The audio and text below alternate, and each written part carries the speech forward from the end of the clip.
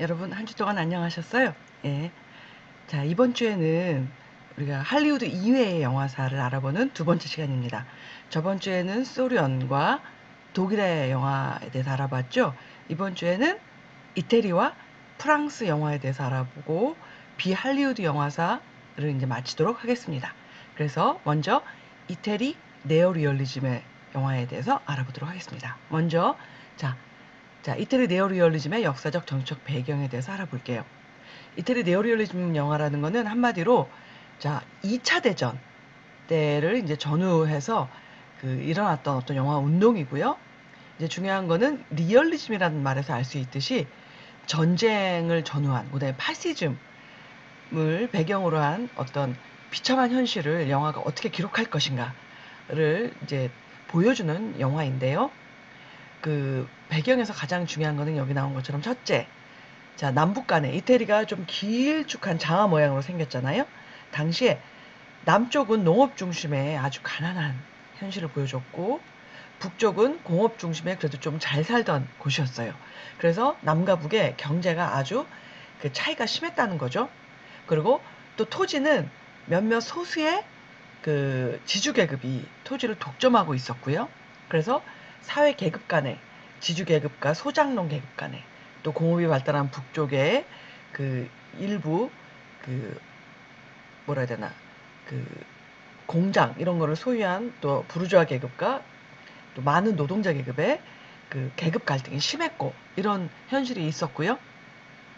또 무솔리니를 중심으로 한 또 파시즘 세력이 부상하면서 이 파시즘에 대항하는 오른쪽 끝에는 그 카톨릭 중심의 종교인들부터 시작해서 왼쪽에는 노동자 또는 농민 계급에 이르기까지 광범위한 파시즘에 반대하는 연대 세력이 형성돼서 격렬한 반파시즘 투쟁이 일어났대요. 그래서 이런 사회적 분위기를 배경으로 해서 영화 산업 내에도 이렇게 좌익 이념의 아주 우호적인 분위기가 형성되고 있었다고 해요. 사진에 볼 수 있는 것처럼 이렇게 사회 전반적으로 굉장히 격렬한 반파시즘 투쟁이 일어났고요. 여기는 이런 노동자나 농민들을 중심으로 한 이 사회적 분위기, 사회 운동이 일어났다고 합니다. 그 다음에 여기가 바로 그 독일에 히틀러가 있었다면 이태리에는 무솔리니라는 강력한 파시스트 독재자가 있었다고 하고요. 그런데 이 독재자도 그 무솔리니나 그 아들은 영화는 되게 좋아했었나 봐요. 그래서 그 아들 비토리오 무솔리니는 영화 잡지 시네마라는 잡지를 창간했고 또 영화 전담국을 만들어서 영화는 지원을 했대요.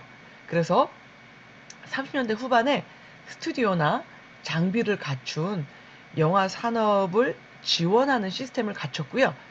당시로서는 유럽에서 가장 큰 치네치타라는 또 영화 스튜디오, 영화 그, 뭐라 해야 되나,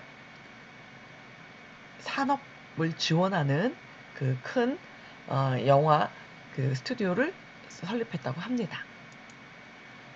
그리고 이 네오리얼리즘이 등장하기 전에 이태리 영화 산업은 나름대로 굉장히 큰 규모를 갖고 있었다고 해요. 일단 할리우드라는 게 등장하기 전에 전 세계적으로 이태리는 영화를 가장 많이 또 뛰어나게 만들던 나라였어요. 그래서 1906년에 벌써 메이저 영화사 치네라는 게 만들어질 정도였고요. 1909년에서 16년 사이에 황금기를 맞았는데요. 이태리는 그 상당히 규모가 큰 영화를 이때부터 만들었어요. 주로 역사물. 여기 나온 것처럼 쿼바디스나 폼페이 최후의 날과 같은 이미 이태리는 그 로마 시대라는 걸 갖고 있잖아요. 그래서 그 역사물들을 만들어서 상당히 규모가 크고 또 대하 서사물과 같은 그런 이야기를 갖고 있는 영화를 만들어서 미학적 기술적으로 앞서 있는 영화를 만들었다고 해요. 그리고 이미 1차 대전 직후에 스타 시스템을 갖추고 있었고요. 백색 전화라고 불리던 왜냐면 되게 상류층 계급의 그, 뭐라 해야 되나 이야기를 갖고 있어 주로 상류층의 사람들이 러브 스토리를 그 이야기를 갖고 있는 영화를 만들었는데 주로 멜로물이었고요. 그런 영화들을 많이 만들었다고 합니다.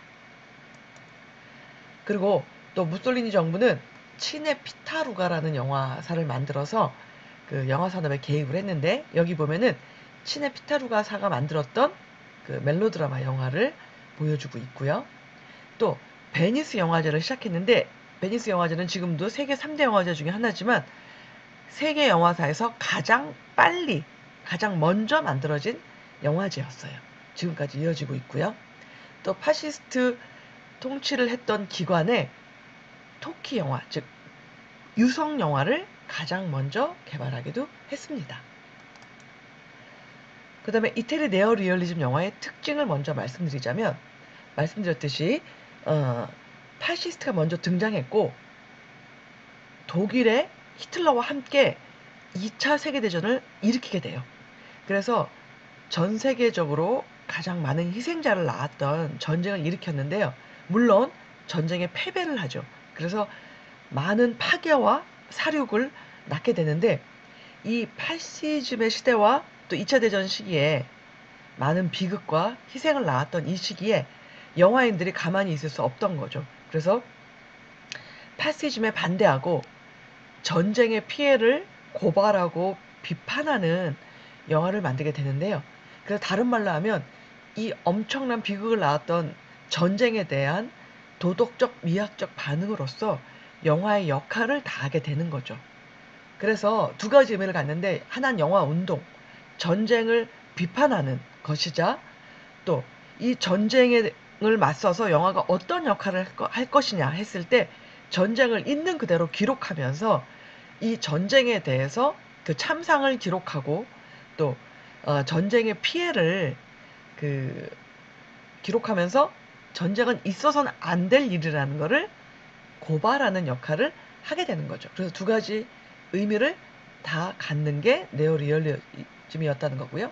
그래서 있는 그대로 인간을 겸손하게 바라보면서 리얼리티를 이해하려는 시도였다. 그래서 전쟁의 비극을 있는 그대로 보여주고 이런 일이 다시 반복돼서는 안 된다는 거를 영화로서 보여주고자 했다는 거죠. 그래서 그 영화가 나왔던 효과가 바로 뭐냐면, 하나가 거칠지만 솔직하게 현실을 기록해냈다는 거였고요. 또 하나는 예술적, 지적으로 엄격하게 영화가 하는 역할을 보여주었다는 거죠. 그 리얼리티를 가감 없이 그대로, 비록 거칠고 그 충격적이었지만 있는 그대로 현실을 보여주는 영화적 기록의 그 역할을 해냈다는 거죠. 그래서 그것이 보여주는 것들은 소박한 촬영, 평범한 편집, 그리고 있는 그대로의 쇼트와 조형적인 어떤 모습을 단순하게 담아냈다는 거죠. 그래서 그 결과적으로 그 영화가 보여줬던 거는 스타일 없는 스타일. 왜냐면 당시에 전쟁으로 인해서 물자가 부족했고 어떤 기교를 부릴 수 없는 현실이었어요. 필름도 부족하고 조명이라는 걸 쓸 수 없는 현실이었고 세트를 지을 수 없는 현실이었다는 거죠. 그래서 전쟁으로 폐허가 된 그 길거리에서 그냥 있는 그대로 소박하게 영화를 찍었던 거죠. 그래서 어떤 스타일을 부릴 수 없는 그 현실에서 그냥 영화를 찍었고요. 그래서 스타일을 낼 수 없는 그 자체로서의 스타일이었고요. 또 형식을 꾸밀 수 없었기 때문에 그냥 가감 없는 리얼리티를 그냥 보여주었던 내용 우위에, 형식을 부릴 수 없는 내용 우위에 미학을 보여주었다는 거죠. 그리고 그런 스타일 없는 스타일과 내용 우위의 미학이 바로 네오리얼리즘의 있는 그대로의 스타일과 미학이 되었다는 거죠. 그래서 그 대표 작품과 감독을 보자면은요, 로베르토 로셀리니가 대표적 감독이었거든요. 그리고 그 사람의 대표작은 바로 오픈 시티 로마라는 영화였는데 우리말로는 무방비 도시라고 번역되었었어요. 그래서 내용은 이런 거죠. 아까 그 카톨릭 신부로부터 노동자와 농민에 이르는 반파시즘 전선이 형성됐다 그랬잖아요. 바로 이렇게 그 당시에 이태리의 민중들이 얼마나 희생적, 헌신적으로 무솔리니와 같은 그 파시즘에 맞서서 싸웠고, 또 2차 대전에서 그 전쟁에서 힘없이 쓰러져 갔는가를 영화가 기록해냈는데,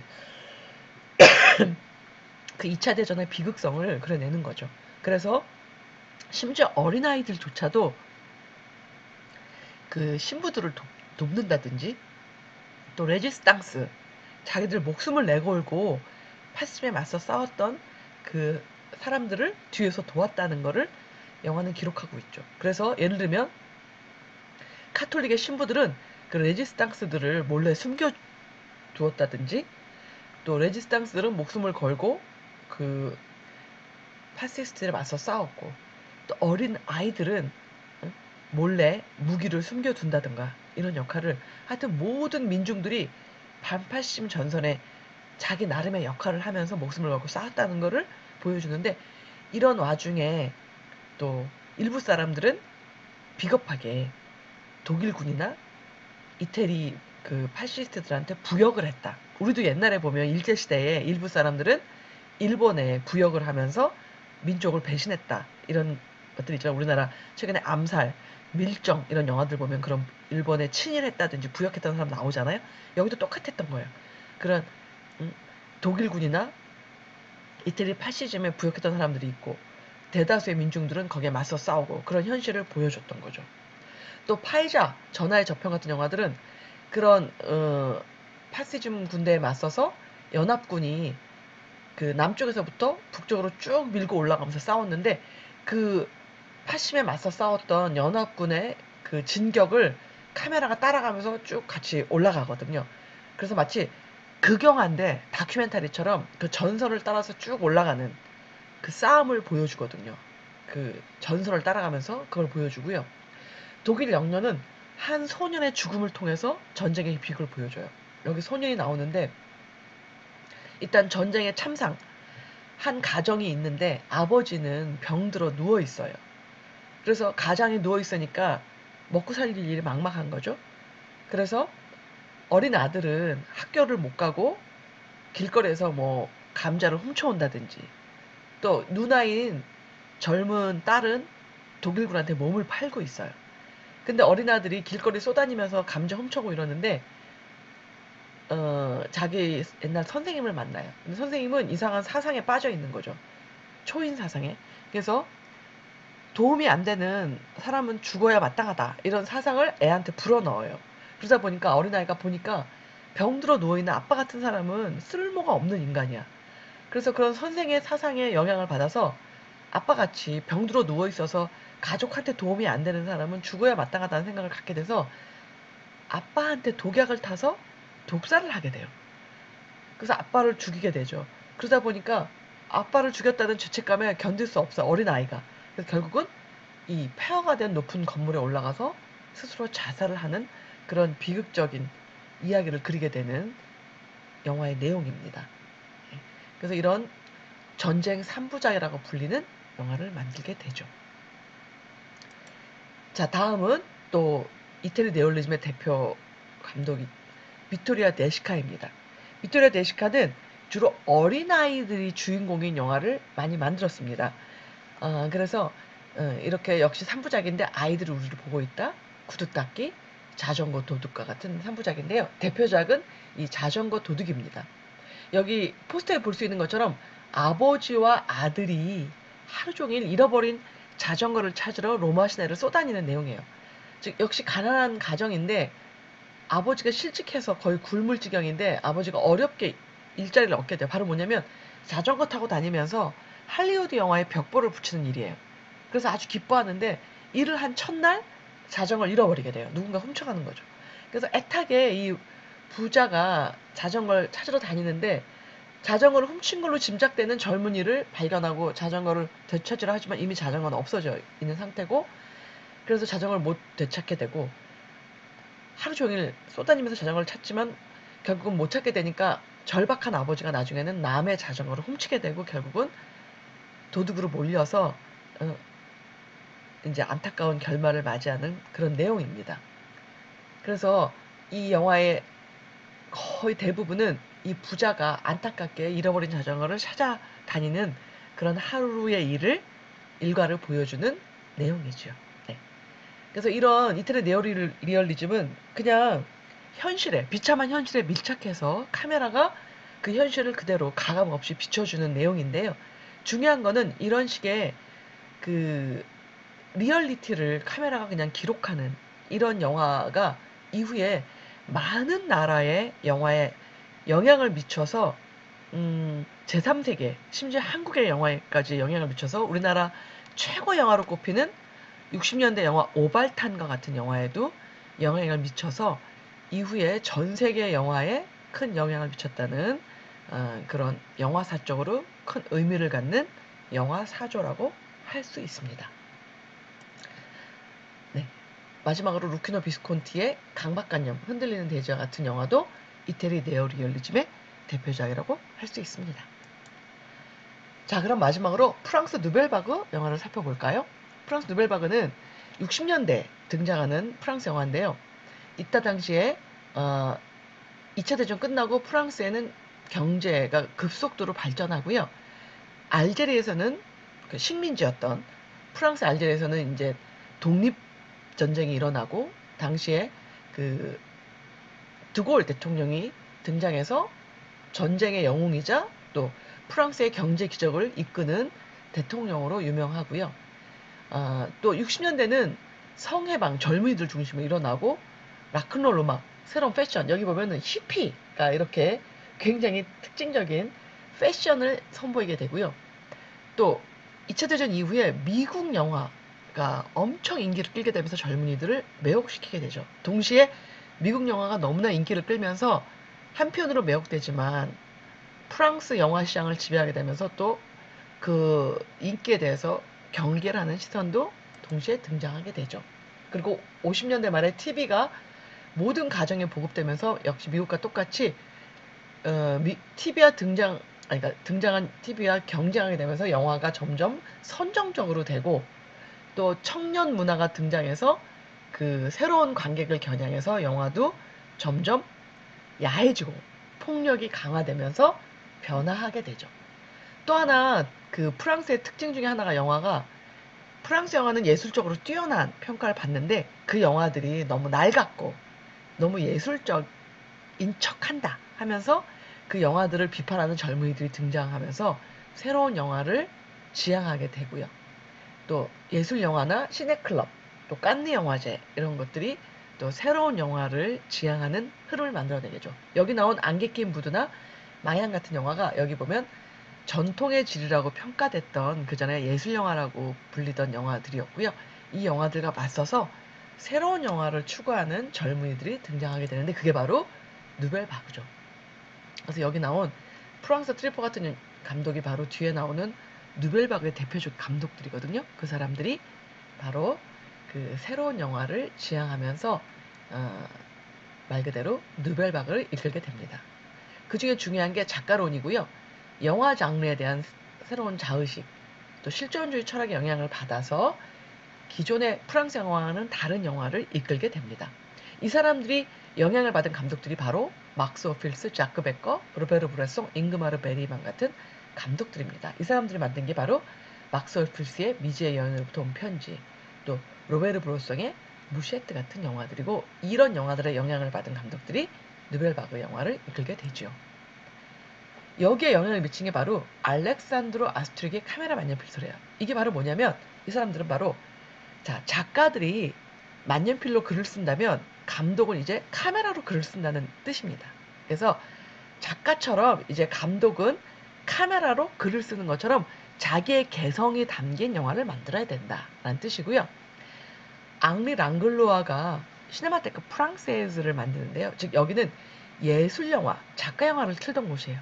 여기에서 영화를 엄청 많이 본 감독들이 바로 거기서 봤던 영화에 영향을 받아서 자기들만의 개성이 담기고 자기들만의 그 스타일이 담겨 있는 영화를 만들게 되는 게 그게 바로 프랑스의 누벨바그 영화고 이 사람들이 바로 존경하던 그 뭐라 해야 되나요? 영화 이론가가 앙드레 바쟁이었거든요. 이 사람이 썼던 글의 핵심이 영화 리얼리즘론인데 여기에 영향을 받은 게 바로 프랑스 누벨바그 영화입니다. 이 프랑스 누벨바그 영화의 특징이 바로 이런 것들이에요. 스타일이. 즉흥 연출. 그리고 점프컷과 같은 파편적이고 불연속적 편집이에요. 매끄러운 편집이 아닙니다. 팍팍 튀는 편집이에요. 또 롱테이크. 그러니까 쉽게 말하면 카메라를 켜서 끄지 않고 오랫동안 찍는 롱테이크예요. 또 망원 렌즈, 펜, 줌, 클로즈업과 같이 한마디로 자기가 찍고 싶은 대로 찍는 거예요. 아주 그 개성이 강한 스타일이죠. 또는 현장 촬영, 즉흥 연기, 핸드헬드처럼 역시 이렇게 뭐라 해야 되나 자기만의 스타일이 각인된 말 그대로 자기만의 연출, 자기만의 스타일이 각인된 이런 것들을 보여주고요. 또 플래시백, 환상, 꿈처럼 굉장히 주관적인 스타일이 강하게 반영된 스타일을 보여주죠. 또 특징이 하나 뭐냐면은요. 영화인데 영화에만 그치는 게 아니라 광고, 사진, 포스터처럼 영화 이외의 매체를 과감하게 끌어들여요. 예를 들면 영화가 진행되는데 주인공이 소설을 읽고 있어요. 그러면 그 소설의 글을 그대로 많이 오랫동안 보여줘요. 소설의 내용을. 또는 광고를 보는데 그 광고가 그대로 영화에 들어온다든지. 또는 포스터를 보고 있는데 포스터를 또 영화 속에 끌어들인다든지 이런 식으로 영화 이외의 다양한 매체를 그대로 끌어들여서 섞어버려요. 영화 속에. 또 자기 지시적이라는 건 뭐냐면 이게 영화라는 거를 감추지 않고 그대로 보여준다는 거죠. 그래서 영화라는 사실을 그냥 드러내는 거예요. 그래서 예를 들면 가장 심한 경우는 영화를 찍고 있는 현장을 그대로 보여준다든지 그래서 뭐 감독이 레디 액션 하는 걸 심리로 보여줄 때도 있고 영화 찍는 현장, 촬영 현장을 보여준다든가 이런 식으로 이게 영화라는 거를 과감하게 드러내기도 한다는 거죠. 예. 그래서 대표작을 몇 개 소개하겠습니다. 대표적 감독이 프랑스와 트리포와 장리 고다르인데요. 보십시오. 이 사람의 최초 영화들이 59년이죠. 즉, 이 감독들이 이전에 선배, 우리 치면 많이 임권택 감독이라든가 이런 식으로 존경받는 선배들을 과감하게 비판하거든요. 당신들의 영화는 영화가 아닙니다. 왜?